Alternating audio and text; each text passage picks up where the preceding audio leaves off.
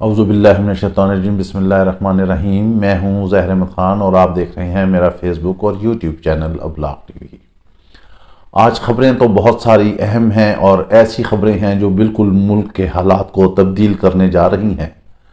ہو سکتا ہے کہ یہ ویلاگ ہمارا تھوڑا سا طویل ہو جائے، مگر اسے آپ آخر تک دیکھیں گے تو آپ کو ساری گیم پلان جو ہے وہ سمجھ آ جائے گی کہ سیاست کی کشتی جو ہے کہاں منجدار میں پھنسی تھی اور کہاں کنارے پہ لگی اور واپس کس نے واپس اسے سمندر میں دھکیل دیا۔ جی ہاں، سب سے اہم خبر تو یہ ہے کہ عمران خان نے جو ہے لانگ مارچ کو اور دھرنوں کو جو ہے ختم کرتے ہوئے ملک بھر سے انہوں نے کہا ہے کہ اسے صرف اسلام آباد تک ہی محدود رکھا جائے اور اسلام آباد کی سراؤنڈنگز میں جو ہے اب وہ احتجاج کیا جائے گا۔ چونکہ ڈاکٹروں نے انہیں آرام کا بھی کہا ہے، وہ آرام بھی کریں گے۔ پہلے فیصلہ کیا تھا کہ یہ لانگ مارچ جو ہے 2 حصوں میں یہاں سے چلے گا، فیصل آباد سے اور پھر وزیر آباد سے، اور کے پی سے بھی قافلے آئیں گے اور یہ سارے جب پہنچیں گے 10-12 دن میں تو وہاں پر آ کر عمران خان ان کو جوائن کریں گے۔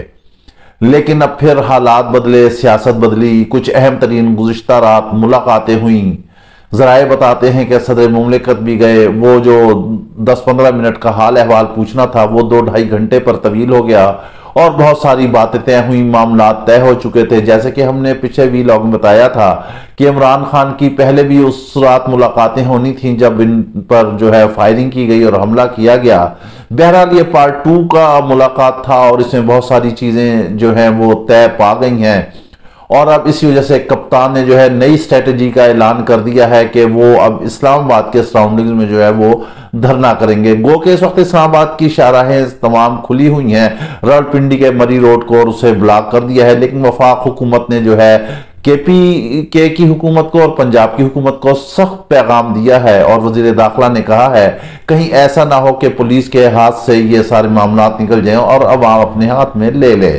جبکہ وہ کہہ رہے ہیں کہ عوام نے جو ہے اس دھرنے کو اور لانگ مارچ کو مسترد کر دیا ہے۔ پھر وزیر داخلہ نے اور نون لیگ کی جو دیگر قیادت ہے وہ بار بار اس چیز کو ایک ٹیزنگ پوائنٹ پر لے کر آ رہے ہیں کہ عمران خان کی اپنی حکومت تھی اور پنجاب میں اپنی حکومت تھی، وہ اپنی مرضی کی وہاں پر ایف آئی آر نہیں کٹوا سکے۔ بہرحال پی ٹی آئی نے اسے مسترد کر دیا ہے اور کپتان نے کہا ہے اس کا جواب تو میرے وکلا دیں گے، لیکن وفاقی حکومت آگ لگانے سے قطعی طور پر جو ہے باز نہیں آ رہی ہے۔ یہ شاید اپنے بارے میں مکافات عمل کے بارے میں بھی نہیں سمجھ پا رہے کہ یہ کیا ہوتے ہیں، کیونکہ جو بھی جتنی ایسی ڈرٹی پالیٹکس تھی وہ ساری نون لیگ نے ہی شروع کی۔ ذرا تاریخ کے جھروکوں میں آپ جھانکے تو آپ کو پتا چلے گا کہ بے نظیر کے دور میں جو ہے بے نظیر جب سیاست کر رہی تھی اور نون لیگ بھی تھی تو اس وقت کس نے ایسی گندی سیاست شروع کی، اور اچھی طرح یاد ہوگا۔ اب تو کیونکہ سوشل میڈیا ہے، نیٹ ورک ہے، ایک دم چیزیں سامنے آ جاتی ہیں۔ بے نظیر کی کچھ ایسی تصویریں جو ہیں وہ گرائی گئی تھی، پھر کچھ پیلی ٹیکسی اور کچھ عجیب و غریب اس طرح کے نام دیے جاتے رہے ہیں۔ پھر آڈیو ویڈیو کا منبع بھی وہیں سے نکلا، اور آج دیکھیں مکافات عمل کیسے ہے۔ یہ نہیں ہونا چاہیے، یہ ذاتی معاملات میں نہیں دخل اندازی کرنی چاہیے، کسی کی چادر چار دیواری کو پامال نہیں کرنا چاہیے۔ اس میں ماورا سب کے کہ کوئی بھی ہو، اس میں کوئی بھی سیاستدان ہو، چاہے پی ٹی آئی ہو، چاہے نون لیگ ہو، چاہے پیپلز پارٹی ہو، چاہے جے یو ایف اے ہو، چاہے ایم کیو ایم ہو، غرض کے جو بھی ملک کی سیاسی جماعت ہے اس کو کسی کے بھی ذاتی معاملات میں یا چار دیواری کے اندر نہیں پھلانگ کر جانا چاہیے۔ چاہے اعظم سواتی کی ویڈیو ہو، ہم اس کی بھی مذمت کرتے ہیں۔ اب جو نئی ویڈیو ایک پرویز رشید کی جاری کر دی گئی ہے ہم اس کی بھی مذمت کرتے ہیں، یہ قطعی طور پر غلط بات ہے۔ اب بہرحال یہ جو لوگ بھی ویڈیو بنا رہے ہیں یا جیسے بھی کرتے ہیں، بلیک میل کرتے ہیں، یہ خاص وقت کے لیے ہوتی ہے تاکہ اگر کوئی بہت اونچا اڑنے لگے تو پھر جو ہے اس ویڈیو کو جاری کر دیا جائے۔ لیکن اب فواد چودھری نے جو ہے وہ ایک بیان دیا ہے جس میں انہوں نے کہا ہے کہ پرویز رشید کی ویڈیو جو ہے اس لیے جاری کی گئی ہے تاکہ کام بیلنس رہے کہ کل جو پی ٹی آئی کی آنے والی ویڈیوز ہیں، مگر یہ کوئی بھی کرے، دیکھیں یہ ایک غلط بات ہے۔ سیاست تک ہونا چاہیے، گھر کے معاملات، ذاتی معاملات، نجی زندگی میں دخل اندازی کسی طور پہ بھی اچھی نہیں ہے، یہ بہت بری روایت ہے اور اس کو یہیں پر ختم ہونا چاہیے۔ چاہے جو بھی جماعت اس میں شامل ہو یا جو بھی فیکٹر اس میں شامل ہو، اس حد تک نہیں جانا چاہیے کہ دیکھیں कौन किस उम्र में पहुंच चुका है, कहां पहुंच चुका है। अब आजम स्वाति की उम्र भी 74 ईयर्स हो चुकी है। परवेज रशीद भी जो है वो नाना नानी दादा दादी की उम्रों में पहुंच चुके हैं, बच्चे दोनों के जवान हैं। अब वो जब अपने बुजुर्गों की इस तरह की वीडियोस देखेंगे तो उन पर क्या गुजरेगी। उनकी जिंदगी कहीं भी की भी नहीं रही, उनकी जिंदगी ही तबाह कर दी गई। इस किस्म के ऐसे इकदाम से गुरेज करना चाहिए और नहीं करना चाहिए, और हम इसकी मजम्मत करते हैं। जिसने भी जारी की है ये काबिल मजम्मत है। बहरहाल हम वापस आते हैं अब सियासत की तरफ के क्या हो रहा है। पीटीआई जो है अब इस्लामाबाद के इर्द गिर्द ही वो सारा धरना देगी, और उनका प्लान ये है कि इस्लामाबाद को जो है बंद कर दिया जाए। वफाक ने जो है वाज़ेह तौर पर दोनों सूबों को कह दिया है, लेकिन माजी में जब देखा जाए तो ये लोग भी धरना लेकर आते रहे और धरना इस्लामाबाद में दाखिल होता रहा, जो भी होता रहा, लेकिन पीटीआई की हुकूमत ने ऐसा जो है वो कभी रुकावट नहीं जारी की। इमरान खान जख्मी हो गया, उसे गोलियां लग गई, इसके बारे में मुख्तलिफ खबरें चल रही हैं। कोई कह रहा है कि फेस सेविंग चाहिए थी, कोई कुछ कहता है, कोई कहता है 4 लगी, कोई कहता है 2 लगी, कुछ भी लगी। मगर एक बात आप जरूर ये नोट कर लें, देख लें, पहले वो एक मजमे में गिरा था कप्तान, तो उसने यहीं पर मुल्क में इलाज कराया, सारा कुछ यहीं हुआ। आज गोलियां लगी हैं उसे, जितनी भी लगी हैं उसे गोलियां, लेकिन वो मुल्क से बाहर नहीं गया, उसने इलाज मुआवजा यहीं कराया। आप जरा अपने गिरेबान में झांकें कि आपको जरा सी खांसी भी आ जाए, आपका जरा सा गला भी खराब हो जाए, आपका कुछ भी हो जाए, तो आपका पहला पड़ाव जाके लंदन और अमेरिका और वहां के अस्पतालों में होता है। यहां तो आपका इलाज ही नहीं होता, क्योंकि यहां आपने 30 सालों में कोई हॉस्पिटल बनाया ही नहीं है।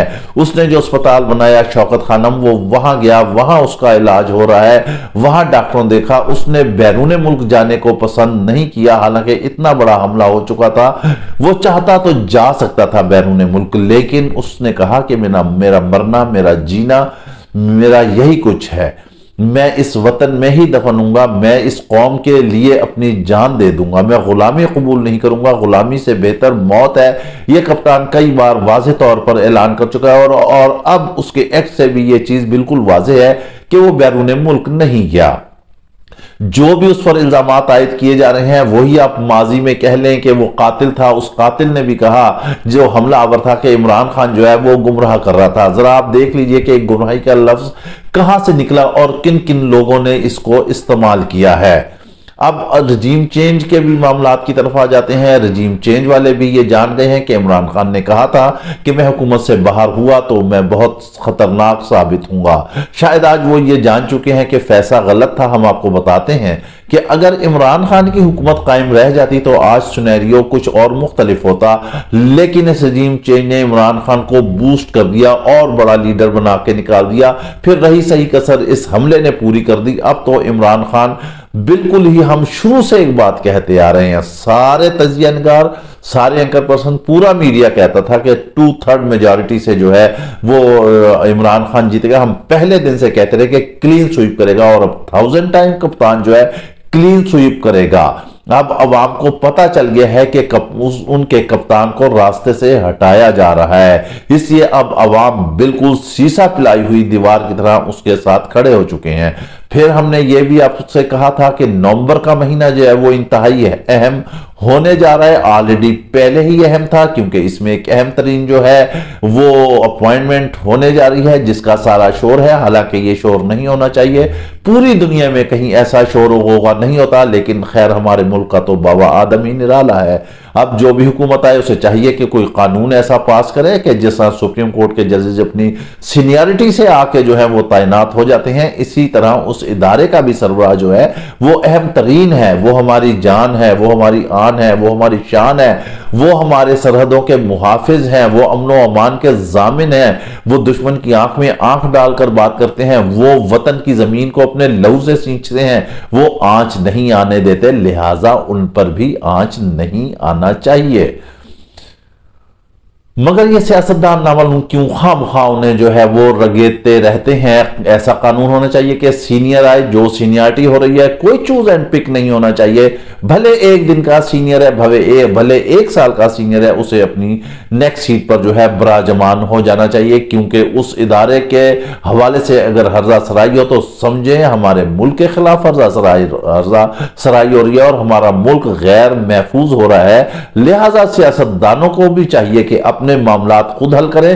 جب یہ پھنس جاتے ہیں تو پھر ان سے مدد مانگتے ہیں، پھر تو وہ مدد کریں گے، کیا کریں گے بیچارے؟ اگر ملک و قوم کے حوالے سے کوئی مسائل پیدا ہوتے ہیں تو پھر انہیں خواہ مخواہ میں ہی چھلانگ لگانا پڑتی ہے۔ لیکن اس انوالومنٹ میں، ان کو انوالو کرنے میں سارا کچھ جو ہے وہ سیاستدانوں کا قصور ہے، اور پھر سیاستدان ہی انہیں جان بوجھ کر سیاست میں رگڑتے ہیں اور پھر ان کا آسرا لیتے ہیں، پھر ان کا نام بدنام کرتے ہیں۔ جب ایک حکومت ہوتی ہے تو وہ انہیں برا بھلا کہتی ہے، جب دوسری حکومت آتی ہے پھر انہیں برا بھلا کہتی ہے، تیسری پارٹی آتی ہے پھر انہیں برا بھلا کہتی ہے، اور جب امداد کی ضرورت ہو، جب مسائل حل کرنے کی ضرورت ہو پھر وہاں جا کے دامن پھیلا دیتے ہیں۔ تو اس روایت کو ختم ہونا چاہیے۔ آپ کا پارلیمانی نظام ہے، آپ کے پاس پارلیمنٹ ہے، آپ اپنے مسائل خود حل کریں، اداروں کو مت رگے دیں، اداروں کو مت خراب کریں، ملک کے استحکام کو مت خراب کریں، ملک کے دشمن کو مت خوش کریں۔